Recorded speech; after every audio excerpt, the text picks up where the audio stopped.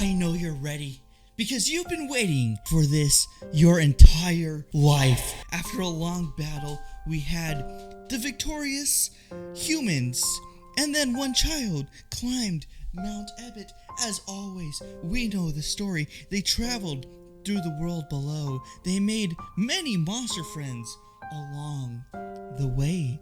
But at the end of their journey, the human vanished along with 6 human souls. And Asgore, king of the monsters, was destroyed.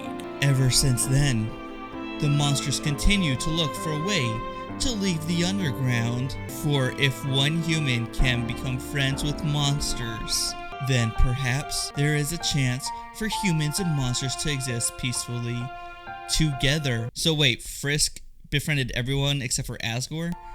As friends, as family, and maybe even dating start. That's right, maybe even more with our good old buddy Sans. Let us begin our game. Name our fallen human. Let us begin. Can we date Sans? Is it even possible? You finally wake up after being unconscious for who knows how long. The room is quiet, save for a rustling in the golden flowers beneath you. As you sit up, you sit still, taking in your surroundings. In your hand is a stick, but not just any stick. A Mount Ebott stick. It seems nice and sturdy, a bit heavy too. A few whacks won't be enough to break this thing. You must have grabbed it while you were falling. Falling, that's right. You had fallen, and these golden flowers beneath you must have broken your fall. Granted, you still feel sore in some spots. As you look up, the walls of this room climb higher and higher and higher with no end in sight. The only way to go is forward. Walking into the next room, you notice that it's quiet here too. There's not much except for a small patch of grass in the middle. Up ahead is a large stone doorway, much like the one you walked just through. You get the feeling you're not alone. Hello, howdy. I'm Flowey. Flowey the flower. You're new to the underground, aren't ya? Golly, you must be so confused. Someone ought to teach you how things work around here. After all, I could tell you're here for a very specific reason. You're looking for love, right? Lucky for you, I have plenty of that to give, but only if you want it. So how about it? Do you want some love? Not your love. No. You shake your head, rejecting Flowey's offer. No? Didn't anyone ever teach you it's rude to refuse a gift? I promise these friendliness pellets are chock full of nothing but pure love. All you have to do is stand still so they touch your soul. Easy, right? Here we go. Dodge. The bullets dart towards you, and you dodge out of the way. You know what's going on here, don't you? You just wanted to see me suffer. Die. Flowey's laughter fades as you circle bullets that closes you. The gap of the circles grows smaller and smaller until there's no escape. You feel the bullets single your entire being as they hover right over your soul. You shut your eyes tight. Who's here to save us? Anybody? But nothing happens. What? Flowey is nowhere to be found. What? But you still feel like you're not alone. Human. The stick that was in your hand snaps in half like it was nothing. You feel a presence behind you, and a voice seems to breathe right into your ear. Don't you know how to greet a new pal? Turn around and shake my hand. It says. Taking a deep breath, you turn around cautiously, but all you see is a silhouette. The shadow extends a hand to you. Then, after gathering the courage to do so, you reach out to take your stranger's hands. Of course with the jokes. You know I almost died there, Sans. The old whoopee cushion in the hand trick.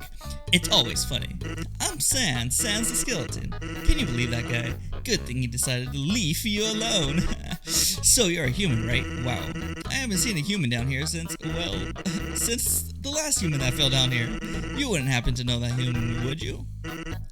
Actually, don't answer that. It was kind of a weird question. It's not like every human that falls into the underground knows each other, right? Anyway, I pass by here every day to check if there's any humans that have fallen. Don't worry, kiddo. I'm not going to capture you or anything. I'm just going to take you to see a friend of mine. I'm sure she'd love to see another human. She used to check the ruins for humans herself. Lately, though, she's been pretty busy. So I've been helping her out, leading humans through the ruins. But you look like you're pretty independent, right? Why don't you go on ahead without me? I'll catch up with you. Sans saunters away, and through the doorway you just came from? You decide not to question it and continue towards the doorway up ahead. The next few rooms are quiet, save for crinkling leaves and soft splashing of water. You feel like you're wandering aimlessly, climbing upstairs and walking down hallways. The path seems simple enough, beginning to end, and yet it meanders along its journey, up and down, side to side. In one room, there's switches clearly marked as correct, and one tempting switch that isn't. Thankfully, you don't have to do anything here. The path is already clear. And eventually, you make it into a smaller room. Sans is already standing there smiling at you. Hey, there you are. What took you so long? So, I was asked to help you feel more comfortable talking to monsters. I get it. Some of us can really rattle your bones, huh? The old lady said there would be a dummy in this room, but I don't see one. Tell you what, we can skip this. Don't worry. It'll be our little secret if you don't practice. Practice. Well, now we're trying to date Sans, but I think there's multiple endings to this, so we just gotta head down the right path. You tell Sans you still want to practice. Still want to practice, huh? Okay. I guess I can stand in as a dummy for you. After all, we all could call me a bit of a numbskull. Your breath catches in your throat as your soul leaps out. Flirt or joke? He's gonna like a good joke. You make a bad pun about skeletons. Sans seems to have heard it already, but he chuckles anyway. Nice one, kiddo. Let's flirt last. Let's talk a little bit. You ask Sans, how is he doing? Sans simply shrugs. I can't complain. I got a ton of stuff done today. A skeleton. Now it's time to flirt. You wink at Sans. Sans winks back at you. What? Got something in your eye? Okay, so we also have these over here. Let's keep on flirting. You tell Sans you like his smile. You swear his smile widens. To tell you the truth, it's hard for me not to. Can we just keep on flirting then? You ask Sans to remind you what the hip bone's connected to. His eyelights shrink for a split second before he regains his composure. Hey now, I think that's enough practice. You feel your soul retreat back into your chest. It's only now you realize that your heart is racing. Good news, bad news, kiddo. The bad news is, you could have had a better conversation with me. The good news is, you'll never have to engage in an encounter just to interact with somebody. That'd just be silly. And don't worry too much about making the right choice. Just say and do what feels right when it comes. No one's gonna judge you. I mean, unless you really screw up. Relax, buddy. It was just a joke. You'll be fine. Well, I guess I'll should be taking you back to your new home. Don't worry. It's not too far. Not when I know a shortcut. Follow me. Sam leads you towards the doorway you just came from. You don't even have a second to think of how illogical it is. The second your foot steps through the doorway, you fall into nothingness. Dark, yet darker. You feel like you're floating and falling at the same time. Weightless. You try to look at your hands. They aren't there. But you can still feel them. Your reflex is to find something to grab onto. To ground yourself. There's nothing to hold onto. There's nothing, period. But in a blink of an eye, whoa! Your surroundings change.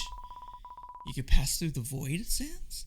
Your legs buckle as your feet touch the ground once again. Hey, kiddo. You okay? You try to gather your bearings, but your legs wobble, causing you to buckle once again. I got you, kiddo. Sans slides next to you, acting like a wall of support to keep you standing. Careful there. Shortcuts can be pretty disorienting the first time around. You finally manage to plant your feet on the ground, holding yourself up the best you can. Sensing your steady stance, Sans steps away. It gets easier each time, don't worry. Sans, is that you? Hey, Dory. I got someone I'd like you to meet. Oh, is that so?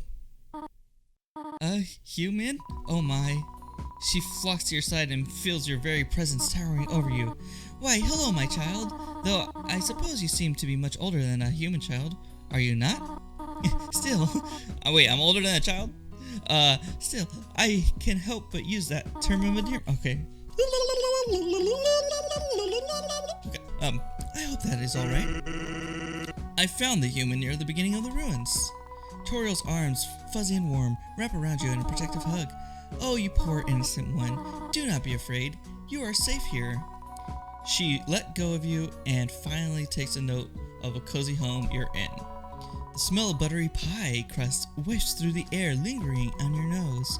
But before you can get lost in the scent, the goat lady coaxes you out of your trance with her gentle eyes. My name is Toriel. I'm the caretaker of the new home. She's also the queen.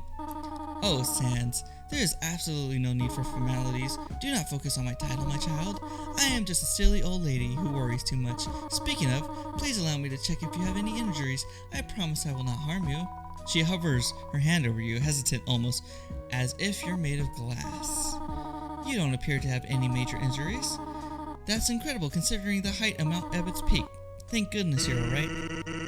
Looks like you got things taken care of here. I should get going. Are you sure you do not wish to stay a little longer, Sans? I have some snail pie left over from this morning if you like. Nah, I'm okay. As much as Pie would like that very much. My brother gets kind of crusty without his bedtime story. Ah, your puns are always so fulfilling. Thank you for looking after the human, Sans. Have a good night. Sure thing, Tori. Night. Sans walks up to you and places a friendly hand on your shoulder. Take care of yourself, kid. And Sans takes his leave. Tori squeezes your hand affectionately. Well, my child, tomorrow I will be visiting the ruins on royal business. You're free to explore the underground on your own. I apologize, I cannot be with you on your first day here. But worry not, the monsters will not harm you. I am sure that you will get along with everyone just fine. Perhaps you will become good friends with them. For now, however, you should get some rest. It's been a long day, has it not? Come, I will show you to your room. Toriel takes your hand and leads you down the hallway. All along the hallway are golden flowers. They're similar to the ones that broke your fall earlier. Once you both reach the end of the hallway, Toriel steps at the last door and leads you inside. The last door. Here you are. Please make yourself at home. There are some pajamas on the bed that you can change into. She gestures to the neatly folded stack of pajamas at the foot of the bed. I can wash your clothes so you have something to wear for tomorrow. Also, you'll find a special treat when you wake. She embraces you once again, swaying with you in a silent lullaby. I know it can be daunting, being in a new world without anyone you know. Oh, perhaps I could tell you a bedtime story to put you at ease. Go ahead and change into your pajamas. I will be back with some hot chocolate. Toriel steps out of the room, leaving the door open just a crack. You kick off your shoes and change into pajamas, sitting aside your clothes at the foot of the bed. Then you climb into the bed and pull the blanket over you. Eventually, Toriel returns with a mug of hot chocolate. A handful of mini marshmallows sit atop the dollop with whipped cream. She hands it to you and you take a sip. The rich, warm chocolate makes you feel like you're drinking a comforting hug. If you're settled, my child, I brought a story to read to you. It's called The Little Snail and the Big New Town. I can just go to sleep, Toriel. We don't need any stories, okay? Toriel tucks and covers you in a nice way so you're snug. She then sits on the edge of the bed. Once upon a time, there was a little snail that moved to a big new town. At first, the snail was scared. They didn't know what they wanted to do in this new place, and the snail felt very lonely. But one day, the snail met some very nice friends. They made them feel very welcome. They even met a special friend who they grew very close to. With these newfound friends, the little snail wanted to explore everything. They watched a movie. They had a picnic in the park. They even got to watch fireworks on the top of a building. And though the town was still very big for a little snail, the snail didn't feel so lonely anymore. The end. With a smile, Toriel closes the book. I hope you enjoyed this story. I know you're probably too old to listen to bedtime stories, but I thought I would help you feel more at home. For now, please get some rest. I will be here if you need me. Good night. Good night, Mom, or good night. Now we're trying to date Sans. So does this affect Sans? I'm just gonna say good night because if Sans calls you Mom and I call you Mom, I don't want that happening. After you finish your hot chocolate, Toriel takes the empty mug from you. Standing up, she places the storybook on the shelf. Then she picks up the clothes you left at the foot of the bed. Sweet dreams, my child. Okay. The lights linger a little longer, but with a flip of the switch, they're out. And the sound of the door closing signals Toriel's leave. A wave of exhaustion washes over you, and you finally allow sleep to claim you. And that's it. Yep, that's all there is. Are you sad? Disappointed? Guess you'll have to just wait. Or, if you're really bored, you could just reset if you want. I mean, since the power to save and reset's not yours.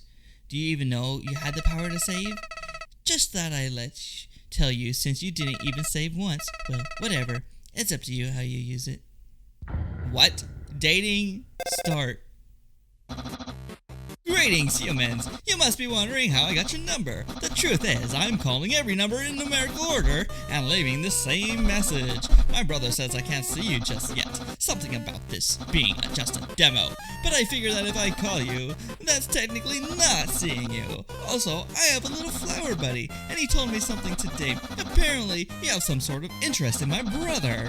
Flower buddy didn't say what kind of interest exactly, but I know it can only mean one thing. You are obviously madly in love with my brother Sans. Do not worry, human.